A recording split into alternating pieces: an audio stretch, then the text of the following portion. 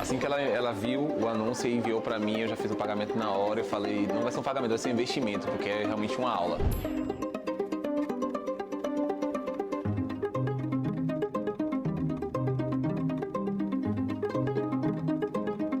E superou as minhas expectativas. Eu estou saindo daqui cheia de conhecimento e pronta para esperar meu bebezinho.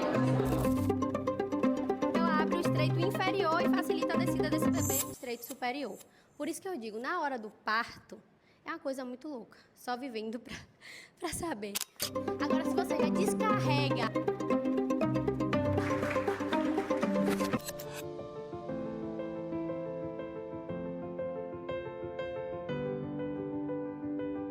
Referente ao valor de investimento que foi feito para tanto conteúdo, não tem nem como comparar.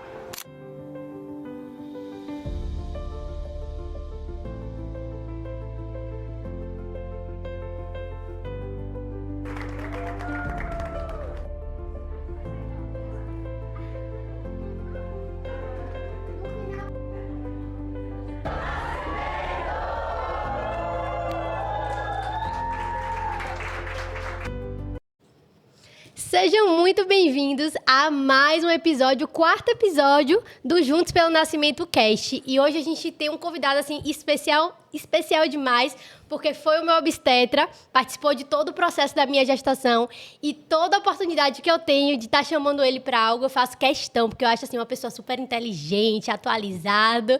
Então seja muito bem-vindo, Teu, vai ser Matheus de Sá. Seja muito bem-vindo.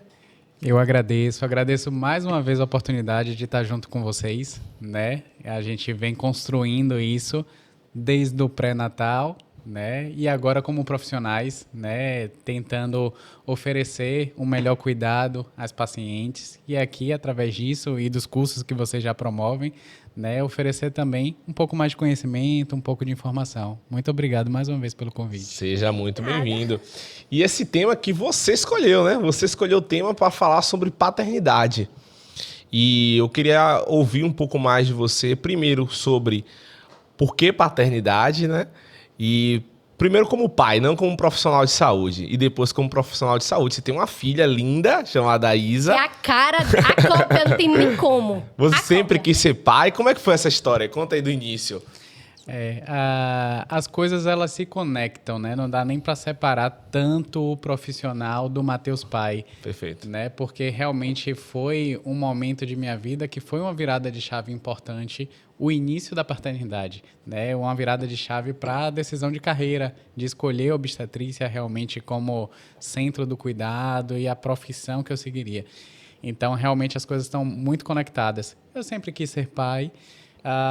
Eu tive dois pais, né? Tive um pai biológico e teve meu padrasto também, que foi muito presente na minha vida e com quem eu aprendi muita coisa de responsabilidade, de estar junto, de ser parceiro.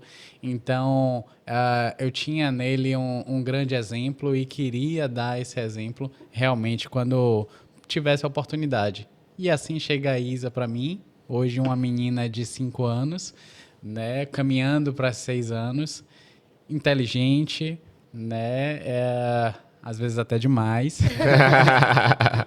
mas que chegou para mim com aquela coisa de um nascimento um pouco fora do planejado, porque a gente teve que virar o plano B, e a gente estava conversando aqui antes da entrevista, né, sobre a questão do parto normal, parto cesárea, e a gente precisou de uma cesariana porque era uma bebê pélvica, tinha pouco líquido, era uma bebê muito pequena, restrita, então a gente precisou ir para uma via de parto operatória, né, mas foi um momento único para mim, fantástico, assim, a chegada de Isa foi algo que me conectou ali a uma emoção tão grande como pai, né, que eu queria ter a oportunidade, a possibilidade de levar isso para outros pais, né? Então, daí veio a questão do link maior da paternidade que eu tenho, que eu venho construindo com a questão profissional também. E foi essa virada de chave, que eu trabalhava muito com ginecologia na época, e falei, olha, o meu caminho é obstetrícia, é aqui que eu vou seguir, e daí em diante só seguir realmente na obstetrícia. As pacientes ginecológicas, eu brinco, né? São aquelas pacientes que a gente não conseguiu romper o cordão umbilical ainda. E as pacientes que chegam com o desejo de engravidar no pré-concepcional. E eu quero te perguntar o seguinte, você tem muito a técnica, então você sabe assim do que está acontecendo. Como foi para você assistir como profissional? Você se permitiu ser pai ali naquele momento? Como foi isso? Com certeza. Eu confiei todo o processo, né, do pré-natal a um especialista, uma colega obstetra que fez todo o pré-natal, todo o segmento da gente.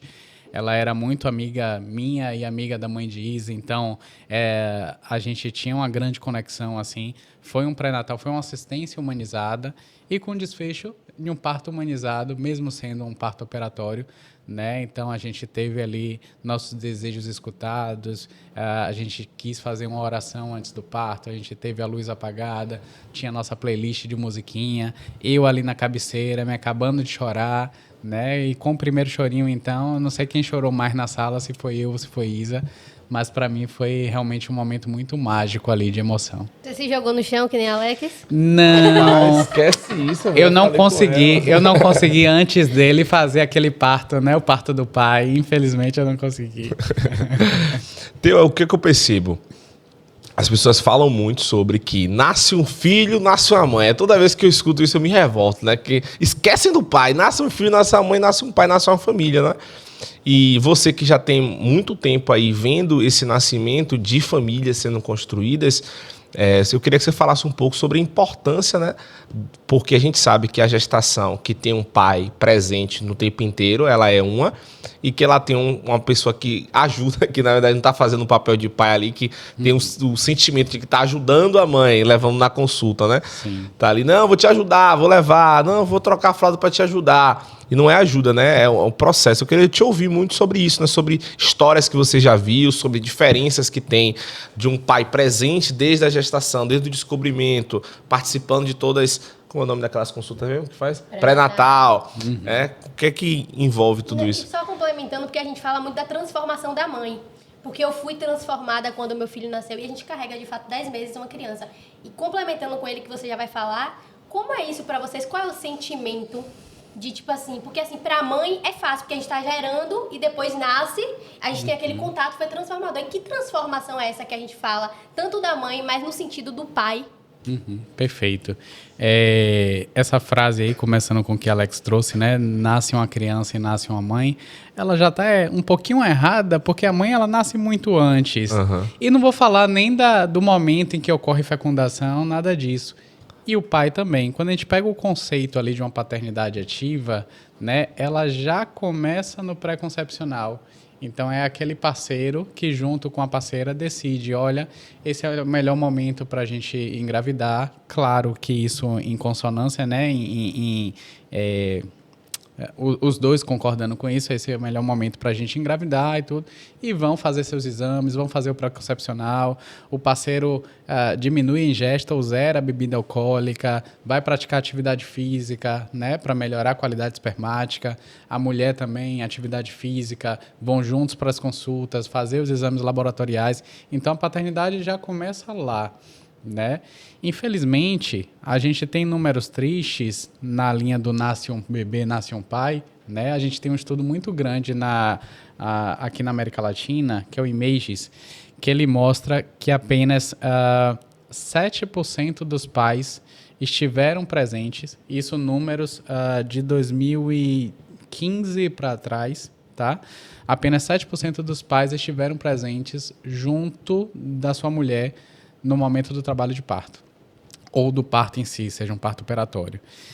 E apenas 50% dos homens foram ao hospital enquanto as mulheres estavam internadas. Ou seja, muito triste. A gente vê uma mudança significante hoje, a gente vê o parceiro buscando mais informações, a gente vê indo mais para as consultas, estando naquele momento com as mulheres. Mas se a gente pega um recorte que não tem mais do que 10 anos, né, a gente vê que tem 10 anos praticamente, né? Ele foi em 2015, 2018. Então a gente vê o quão triste eram esses números. O que a gente tem visto agora, né, com esses homens que estão mais participativos, que estão mais presentes, que chegam junto, né, na criação no processo de criação da criança, que não está ali só como um ajudante, né, está ali sendo um parceiro, dividindo suas responsabilidades. A gente vê uma mulher mais satisfeita no seu casamento, né, menos desgastada, se queixando menos de cansaço. A gente vê crianças com desenvolvimento neurocognitivo muito melhor, sem tantos problemas de comportamento. Na adolescência, são menos crianças que entram na linha de abuso com álcool. E a gente vê o reflexo também positivo no pai, que são pais que são mais preocupados com a própria saúde, são pais que se enxergam melhor dentro desse processo de vida. Ou seja, a paternidade ativa, né, o ser pai, acaba sendo positivo para toda a casa, né, para toda a família. Não. Exato. Legal. É bem completo.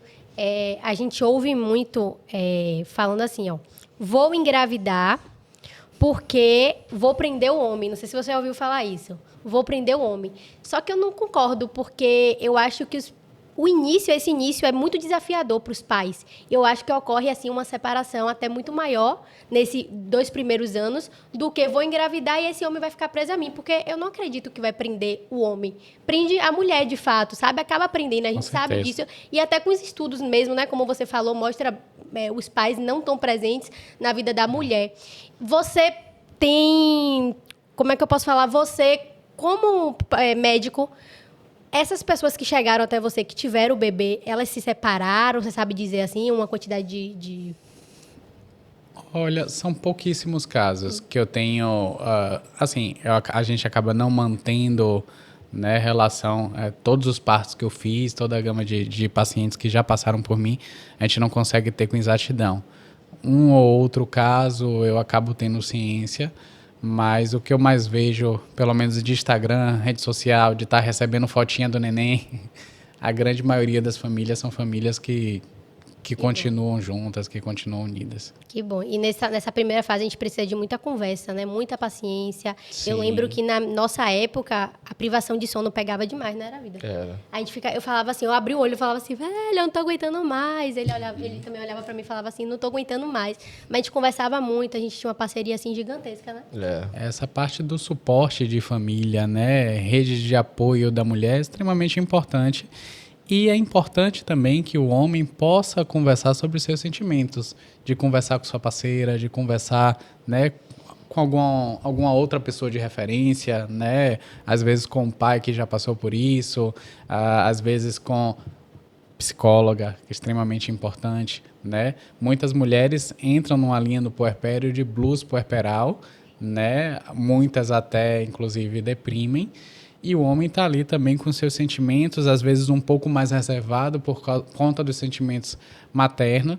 E está ali também entrando no estado de hipotimia, né? Está com o humor mais rebaixado e às vezes entra num grau de depressão também.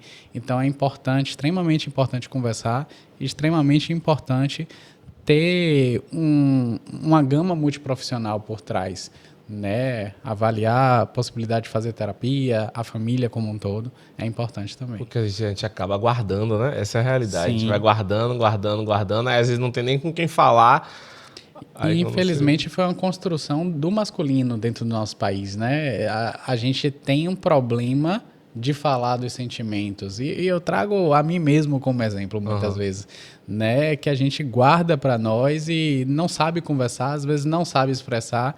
Eu acho incrível como eu converso com Isa e a gente traz sempre, né, isso das emoções, de trabalhar as emoções. Desde novinha, a gente tem vários cards, tudo. Isa reconhece emoções muito melhor do que eu. Né? Ela tem um palavreado, uma gama diversa para falar, que às vezes eu fico assim, realmente, papai não tá com raiva não, papai tá triste. E ela consegue ali identificar tudo, né? É verdade. Próxima pergunta. Pronto, deixa eu falar com você.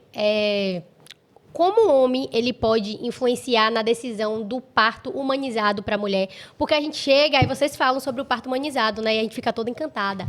Eu falei com o Alex mesmo na época, eu falei assim, vida, o parto humanizado é isso, é aquilo, eu quero ver essa experiência. Como é o comportamento do homem perante a isso? Primeiro vamos falar o que é parto, né? Tem gente que nem sabe o que é parto. Pronto, a gente tem diversas vias de parto, né? A gente tem um parto operatório, que é a cesariana. A gente tem um parto natural, que é aquele parto via vaginal. Basicamente são essas duas vias. Dentro do parto via vaginal, às vezes a gente tem um parto que precisa de um auxílio, de vácuo, de fórceps, né? Que é o parto vaginal operatório. Existem esses 3 tipos, basicamente. Eu tenho uma dúvida, qual a diferença de parto natural para parto normal? O parto natural é aquele que tem o mínimo do mínimo de intervenções, ou praticamente 0 intervenções. Esse é o parto natural, que é um parto vaginal, mas que ocorre sem intervenções. O parto vaginal ele ainda tem uma possibilidade de ter uma intervenção ou outra sendo colocada ali. Porque eu já ouvi falar, não sei se é verdade, que o parto natural é o parto que é sem anestesia, sem analgesia, sem nada. Que são intervenções. Ah, né? entendi. Então, realmente, seria um parto sem anestesia, o parto natural. Entendi. Entendeu? Seria um parto que não se usaria ocitocina, um parto que eu não iria romper bolsa. Esse é o parto natural. O parto vaginal, ele pode ter um suporte ali de anestesia, ele pode ter a miniotomia, né, romper a bolsa, o uso da ocitocina caso as contrações caiam, para auxiliar ali na dinâmica do útero. Então, existe essa possibilidade. O parto humanizado, ele nada menos é que um parto que obedece 3 pilares, né, que é o respeito à autonomia feminina, a entrega das bases e evidências científicas, né, e que tudo tem que ser em torno dela, e a assistência multiprofissional. Então eu posso ter uma cesárea humanizada. Sim, se pode ter uma cesárea humanizada, né, desde que se siga esses 3 pilares. A paciente tenha toda a informação, saiba que na balança de riscos e benefícios, quando comparado a um parto normal, eu estou sendo mais sujeita a risco ali na cesariana do que num parto normal na situação dela, né? De uma paciente de baixo risco, bebê cefálico, enfim. É isso que ela precisa entender ali na decisão. Ter uma decisão compartilhada, consciente, com base nas evidências científicas. Eu tenho uma dúvida também, referente a parto humanizado, que tá todo mundo falando, né? Todo mundo postando, tá aquela coisa muito linda, e todo mundo, acho que o algoritmo só me entrega isso agora. Eu só recebo parto humanizado, com aquelas luzes, com aquela coisa muito bonita. É sinal de que já o segundo está sendo preparado para ele. E aí a gente está vivendo uma geração realmente que cada vez mais as pessoas elas querem ter esse parto ali, talvez normal, né? Que a pessoa desenha, imagina. E primeiro eu ainda não entendi o que é realmente o parto humanizado, porque existe o parto que não é humanizado? Existe. O parto que não é humanizado é aquele parto em que a paciente tem um plano de parto e o plano de parto dela é desrespeitado. Né? Então, é a paciente que sofre violência obstétrica, é aquela paciente que não tem muita decisão sobre o seu corpo, a decisão está sendo tomada pelo outro e ele está passando por cima disso. E ainda existe isso no século atualmente? Infelizmente ainda existe muito.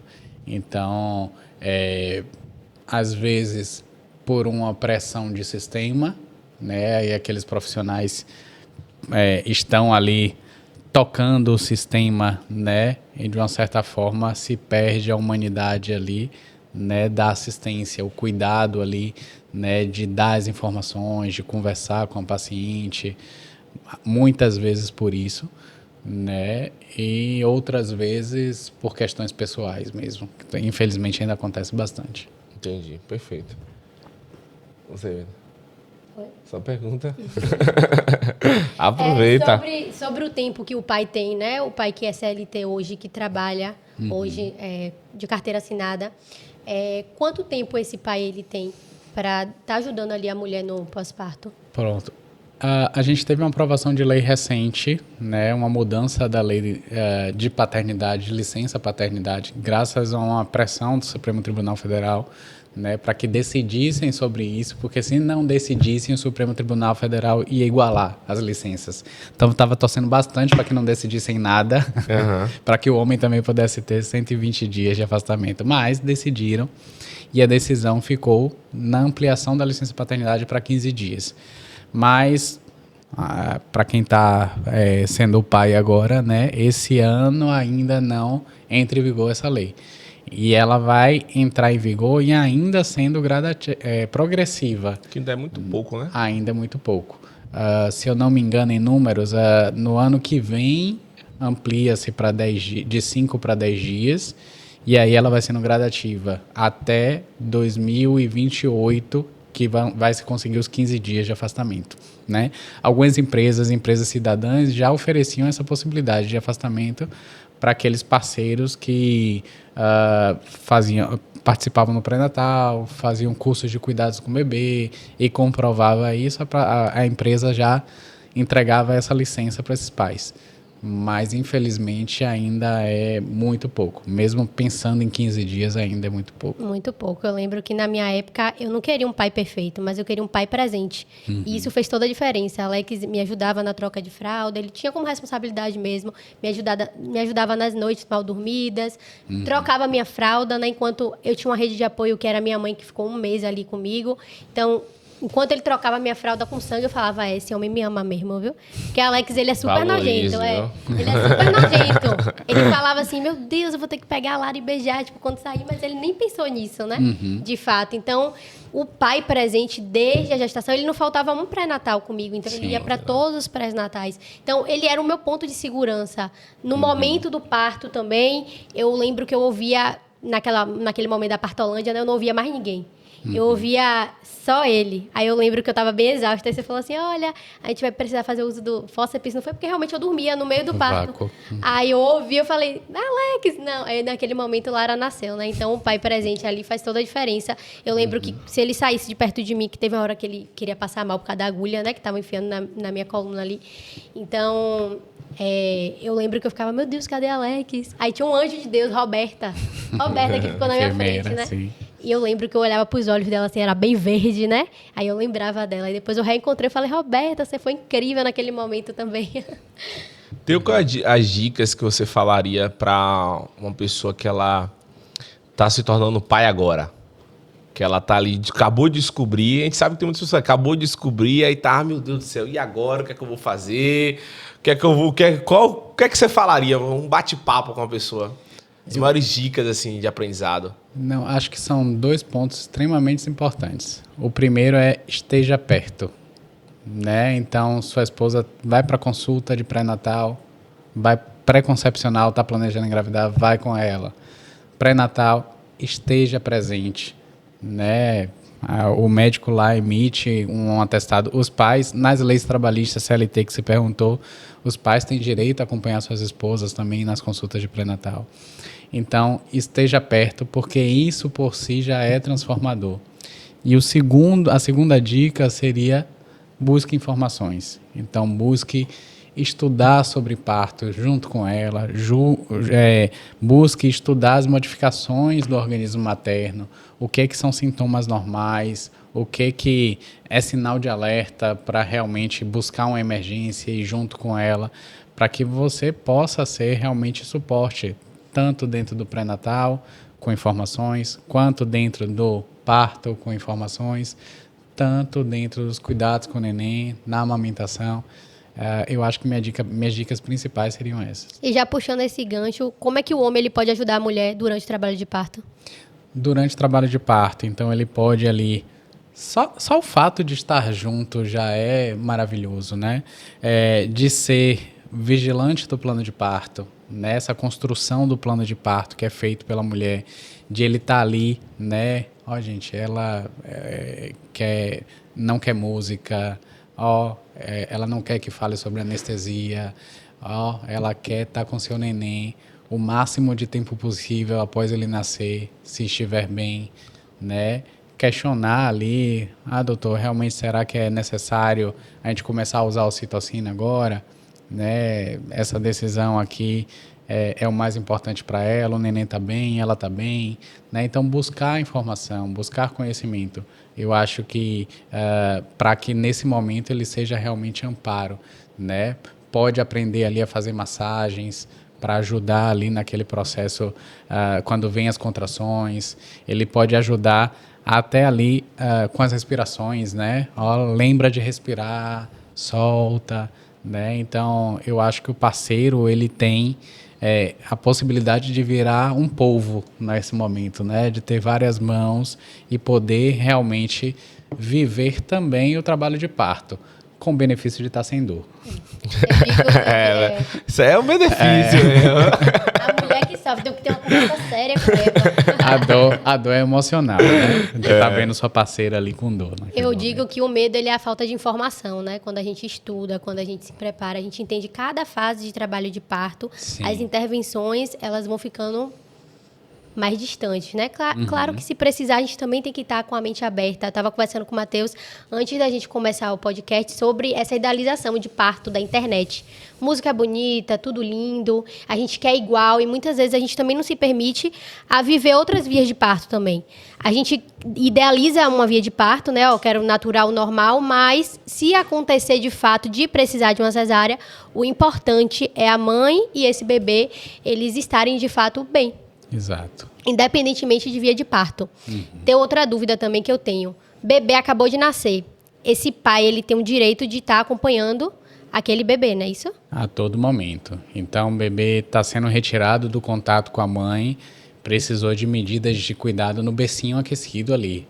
O pai pode ir ali e ficar olhando, ficar junto, né? Obviamente tem um certo afastamento se for uns cuidados de reanimação, né? De cuidados do neném, precisa entubar, tudo, mas o pai pode estar junto. Esse neném vai ser encaminhado para um UTI neonatal, esse pai vai ir junto, ver seu bebê sendo colocado lá, né? E na grande maioria das maternidades o pai ele não é um acompanhante, então ele tem acesso ao UTI neonatal sem horário de visita. Mas tem uma história bem engraçada, não sei se ainda acontece. Eu lembro quando a gente foi ter o filho, minha mãe falou assim, cuidado pra não trocarem a filha, viu? Não sei se você já viu isso. Cuidado, porque lá na minha época trocaram o bebê da maternidade. Então já vi na novela. Ela falou assim, eu observei logo o seu sinal. Não tinha como. Então, cuidado pra não trocar. Não existe isso, é conversa de vó, né? Eu acho que é mais fácil quando é menina, né? Que geralmente nasce a cara do pai. Então, Lara, tipo, você miniatura, é impossível. Eu carreguei quase, né? Praticamente 10 meses pra ver a cara do pai. A gente pode isso. Matheus também, não tem nem como. A menina é idêntica a ele. Mas falar pelo menos de Salvador, né, capital, em que se segue muitas regras, muitas diretrizes, as maternidades colocam pulseirinha na mãe, colocam 2 pulseirinhas no bebê, né, de imediato, assim, neném nasceu, a preocupação já é a pulseirinha, já tá colocando ali, realmente para reduzir essa questão de troca de bebês. Eu acho que não. Você já ouviu, não é? Não, quando Já a gente vi nessa novela. Não, já ouviu falar, né? Nazaré Tedesco. Quando a gente saiu do hospital, eles realmente, né, ficam preocupados. Cadê a pulseira? Confere nome com nome. Sempre confere. Pra cortar, tudo direitinho. Outra coisa também, tem casos de o bebê ele ser examinado no colo da mãe? Sim. Porque assim, ou leva pro lado, né? Ali naquele cantinho que nem aconteceu comigo, ou pode fazer esse exame se tiver tudo bem com o bebê no colo da mãe? Todos os estudos mostram a importância desse momento, a golden hour, né? O contato pele a pele ali é o momento que o bebê está sendo colonizado por bactérias da mãe e que vai garantir uma maior imunidade para esse bebê. Esse momento é extremamente importante. Então, tudo que puder ser feito no colo materno, dentro desse primeiro período, né, maravilhoso. Então, pode sim os cuidados ser ali, e os cuidados que precisam ser longe da mãe, por exemplo, pesar, medir perímetro cefálico, com o neném bem e a mãe bem, isso pode ser postergado, né, para depois dessa primeira hora.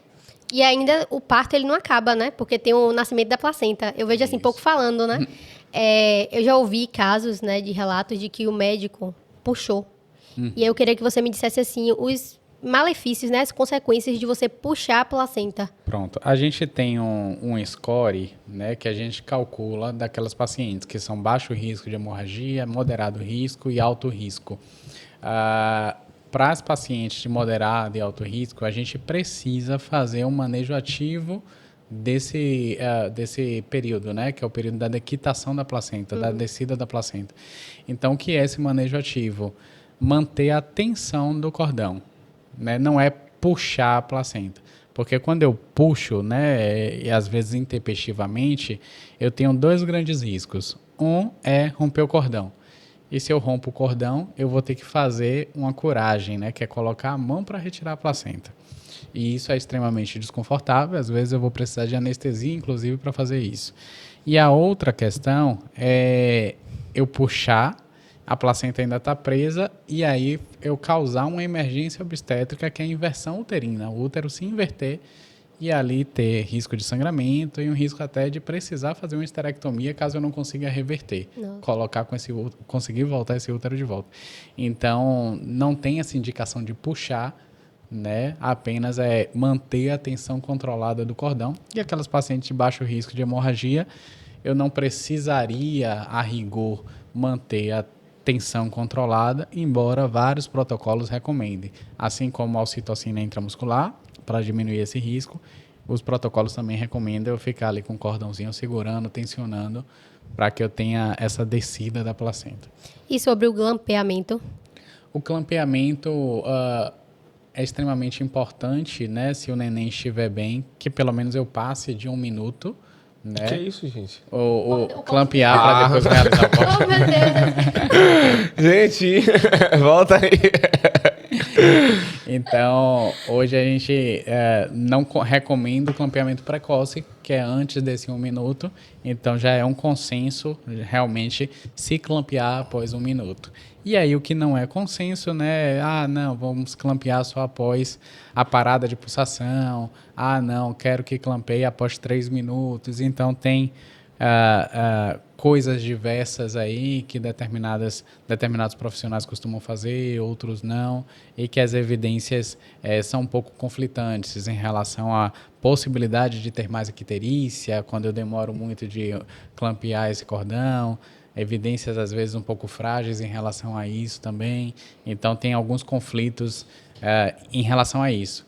Mas esse 1 minuto, eu acredito que é o grande consenso. Se o neném está bem, pelo menos eu esperar esse tempo para ter uma passagem maior de sangue para o bebê. E agora, já puxando, explica aí o que é o que a Alex acabou de perguntar no clampeamento, para a galera saber, porque tem gente que realmente não sabe. E se o parceiro que está ali acompanhando pode fazer o corte, né? Perfeito. Neném nasceu bem, e geralmente isso está presente nos planos de parto materno, né? Neném nasceu bem, tudo direitinho. Então, aí o profissional obstetra vai fazer o clampeamento, que é pegar 2 pinças, basicamente, e colocar uma em extremidade, outra na outra. E aí o pai vem dar a sua participação, né, com a tesoura ali, fazer aquele momento simbólico de cortar o cordão, né, sendo o desejo deles mesmo. E aí corta-se o cordão e se separa ali fisicamente a mãe do bebê, né, mas é uma metáfora ali que se corta o cordão e se começa uma ligação ali pelo sentimento mesmo, deixa de ser aquela ligação física. Sim. Perfeito, não tem como a gente falar sobre parto sem falar a diferença de um parto com equipe e sem equipe, né? Sim. Então, o que é que você enxerga de diferença e benefícios também, né? Eu sei que nem todo mundo pode, isso é verdade, nem todo mundo pode investir, mas tem uma diferença realmente? Eu acho que o que consegue ter uma maior garantia e a maior diferença assim, de uma paciente que não tem uma assistência com equipe para outra que tem com equipe é a questão do cuidado, a questão da presença e a questão da vinculação. O cuidado, porque uma paciente que vai para uma assistência de plantão, por exemplo, é muito difícil que a instituição, que o hospital consiga garantir, por exemplo, uma paciente de alto risco, uma ausculta do bebê de 15 em 15 minutos dentro da fase ativa, né? Uma paciente de baixo risco que estejam ali sempre ouvindo o coraçãozinho de 30 em 30 minutos, que é a recomendação. mas infelizmente uma paciente que vai para o SUS, né, e uma paciente que vai para muitas instituições particulares também, não consegue ter esse suporte, né, e não é por descuido do colega, é por uma pressão do sistema mesmo. Uma paciente que consegue ter uma equipe assistencial, né, um médico obstetra e uma enfermeira, estando com ela exclusivamente a todo momento, identificando os problemas e corrigindo na medida do possível, que se puder, né? Tem uma cardiotomografia ali, que é aquele exame que fica ouvindo o coraçãozinho, vendo as contrações, né? E esse exame dá alterado, então, colocar a paciente de lado, alimentar a paciente, repetir o exame, pronto, agora está normal, estamos seguros aqui, vamos continuar com a assistência, né? A paciente, caiu as contrações, olha, vamos precisar de um método aqui para retornar as contrações. Então, eu acho que é um cuidado diferente. Consegue ser um olhar individualizado, porque já vem sendo construído dentro do pré-natal, e consegue ser uma assistência mais segura também. E vem cá, você como profissional, sendo sincero comigo agora, tá? Você acompanha o pré-natal todo da pessoa, depois gera um frio na barriga. Tem um sentimento, tipo, ou é mais um bebê, mais um parto? Com certeza. A gente não é roxa, né? Então a gente tá do lado de cá. Por isso que falam, né, que médico não pode ser médico da família, da sua própria família, né? Porque tem essa vinculação emocional e tudo. Com certeza a gente constrói muito vínculo emocional com nossos pacientes, assim, vocês dois, a gente tinha uma relação muito positiva, né, e eu tenho isso com muitas pacientes, muitos ex-pacientes minhas viraram amigas hoje, maridos viraram amigos, né, então a gente constrói isso, e quando chega naquele dia a gente quer muito que dê certo, a gente quer que tudo aquilo que foi construído siga perfeitinho, um plano de parto, e que a paciente depois que a paciente neném tenha desfecho positivo e que dê um feedback positivo também, né? Então, quando as coisas fogem um pouquinho, às vezes a gente sai um pouco triste, às vezes a gente sai, às vezes até mais do que a paciente está feliz, o marido está feliz e a gente está, poxa, não foi como idealizou. E aí depois a paciente, Matheus, foi tudo ótimo, tudo... Aí a gente, foi, né? Mas com certeza a gente tem esse envolvimento de sentimentos. Eu acho que o maior benefício da equipe que você tem, pelo menos a experiência que eu tive, foi a segurança, né? Porque você tem ali, pelo menos o sentimento que eu tive foi que eu estava seguro. Sim. Eu olhava para um lado, tava você, Luton, todo mundo ali que eu já conhecia há muito tempo, então gera uma segurança maior do pai. De, meu Deus, não vai acontecer nada porque tem uma pessoa aqui que eu posso confiar. Sim. É diferente de você ir no hospital, você ter uma pessoa desconhecida, né? E várias pessoas durante o plantão, né? Logicamente, tá falando de quem pode, né? Quem tem condição ali de fazer esse investimento. É verdade. E, Theo, eu quero te fazer uma pergunta agora. Você, como pai, o que é que você diria de Isa hoje? O que Isa é pra você? Isa é meu mundo. Isa é minha oportunidade de aprender mais a cada dia. Eu aprendo mais sobre paternidade, eu consigo aprender mais sobre mim, né? Consigo aprender um pouco mais sobre meus sentimentos. Então, Isa é uma oportunidade de crescimento para mim. Acho que isso que eu falaria como pai. Nossos filhos são incríveis, né? E nossos filhos são reflexos, né? Reflexos. Sim. Lara é nossa cópia na vida. Outra coisa também, como é que você dá conta de tudo? Porque você é médico, triatleta, né? Que fala, é triatleta? Triatleta. Pai, porque eu vejo que você é um pai realmente, né, presente e não ajudante. Então, você tá ali fazendo sua função de pai mesmo. Como é que você dá conta disso tudo? Me conte aí. Não é fácil. Ele não dorme. Ele teve um parto agora de manhã, gente. Aí ele fez assim, posso chegar um pouquinho atrasado, que eu preciso dormir um pouquinho? Não é fácil, nem sempre dou conta. Acho que, assim como as mulheres confiam em contratar minha equipe de assistência, eu confio na equipe de profissionais que também vem comigo, né? A gente nunca está sozinho no processo. Acho que dentro do esporte, embora seja um atleta amador, mas eu tenho uma retaguarda de fisioterapeuta, eu tenho uma retaguarda de nutricionista, Sim. eu tenho a retaguarda de treinadores propriamente ditos, tanto da natação quanto da corrida e da bike. Então, não é fácil. Mas acho que o período mais desafiador para mim foi esse momento pré-prova que eu falei para vocês do Ironman, né? E para mim realmente foi difícil conseguir semanalmente treinar 16 horas, mas o que me dava mais segurança era ter uma equipe de retaguarda que eu confiava, né? Então trabalho com a equipe Luminari. Sim. Então ter esses profissionais, né? Adriana, Rodrigo, Indiara, Fabiana, Lucas, Carol, Patrícia, que são os obstetras, e ter as enfermeiras obstetras comigo também, né? Patrícia, Carol, Larissa, Nani, Andréa e, meu Deus do céu, e Indiara, né? Não esqueci ninguém. Lá, vão ter ciúmes, viu? Então, ter essa equipe de retaguarda realmente é muito positivo, assim, para eu conseguir também trabalhar a minha saúde mental, né? Sim. A minha fuga ali com o esporte.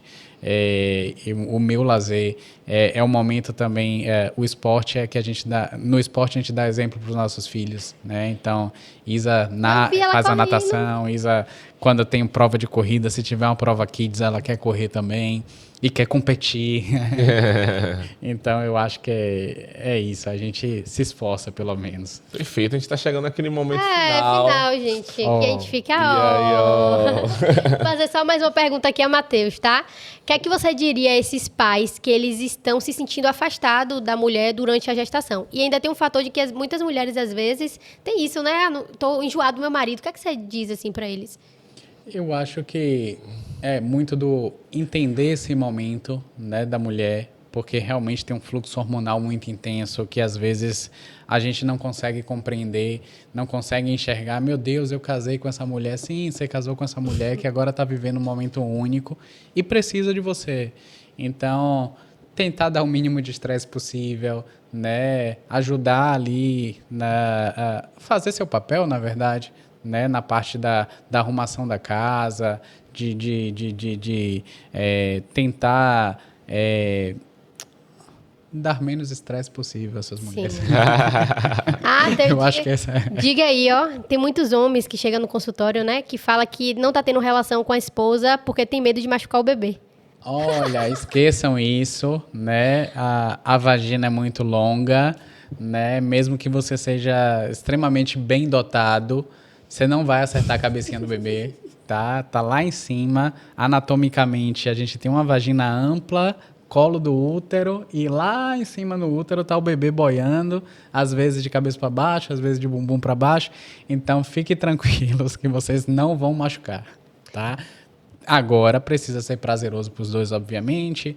Muitas vezes a vagina da mulher está com a lubrificação um pouco diminuída, pode vir a machucar o pênis, pode vir a machucar a mulher, mas isso é importante de também levar na consulta pré-natal para ter o aconselhamento devido. E fazer fisioterapia pélvica, meus amores, que é essencial, libera tensões, você vai ficar, ó, filé da Bahia. Exatamente, a fisioterapia pélvica é extremamente importante para reduzir o risco de lacerações, reduzir o risco. Lacerações é rasgar ali no parto, né? E precisar de ponto, reduzir o risco de distopia, que é a possibilidade de um órgão ficar saindo da vagina depois do parto, fortalecimento em geral, né, para diminuir risco de incontinência, de perda urinária.